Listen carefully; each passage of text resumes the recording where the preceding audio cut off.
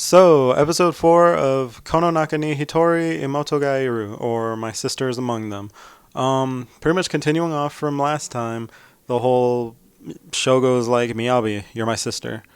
And she freaks the fuck out and kicks him out. So later, like during this episode, we figure out a few things. Because, one, okay, well, Miyabi was still mad at him for a bit, but then he gets a phone call from the mystery ex chick or Kazu or whatever the hell her name was again. And she uses these like phones to tell him about like voice masking, and then she uses one that freaks him out because he's like, "Oh shit, you sounded like my sister," or whatever. And then she tells him like, "Yeah, there's a phone that masks your voice. So if you see someone with this phone, this pink phone or whatever, then they're probably your sister, like faking you out on the phone or some shit." And he's like, "Oh shit, that Kanoe girl, she had that. She had that from the start." So he freaks out, and now he's like, I gotta go get her.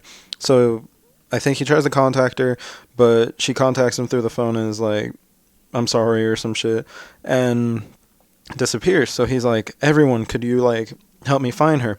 And he even asks Miyabi, and Miyabi's a little reluctant at first, but then she's like, okay, whatever. So then they go to find Kanoe, and he's like, where the fuck could I find her? And he figures out during the phone call with her, he heard bells. So he's like, she's probably at the park where she hangs out and eats like cream puffs or whatever. So he went to meet her, and then once he met her, he like tells her like, what the fuck's going on? You have the phone, blah blah blah. And she tells him like, yeah, I've been using the phone. I've been faking to be your sister. And yeah, I've been calling you and using the identity like hiding thing or whatever. She tells him like, I guess her dad was also in a company and that's how she got the phone or some shit. And that some like history. So apparently, Shogo and Kanoe were actually childhood friends. Their dads were friends, so they hung out. And that she pretty much was the reason, or I think maybe, because I guess it's not 100%, but he probably got the scar because of her. Because in the past, like history, I guess when she got hit by the car, or almost got hit by the truck before, that was just history repeating itself. Because like previously, when they were little, she almost got hit by this car. Who I'm just gonna joke is probably like the dad of the angry truck driver or whatever.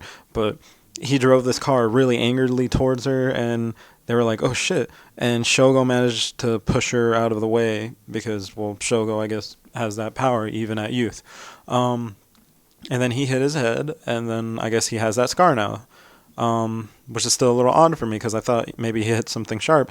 If he hit the flat concrete, I guess it gave him like a slash scar, like a Harry Potter mark or some shit.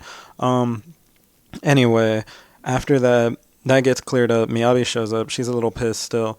Then she's like, oh, well, since everything got cleared up, now me and Shogo could get married. And they're like, what? And then she's like, yeah, because me and Shogo are childhood friends, and we had a pretend wedding back in the hospital when he'd go a lot and stuff. And they're like, whoa, what the fuck? Whoa, what the hell's happening? And pretty much it all sums down to, I guess, Shogo, after his scar, has memory loss. So he can't remember certain things or certain events that occurred. So he just forgot about Konoha and he forgot about Miyabi. And yeah, that pretty much sums up what got clarified or what happened in this episode. Other than that, like to clear out more stuff, Konoe knew about his birthday and his address because she read the papers on the teacher's desk in her office. And Miyabi had the little toy, like shampoo bottle thing because they bought it at the like hospital store or some shit when they were little, and she's kept the bottle ever since.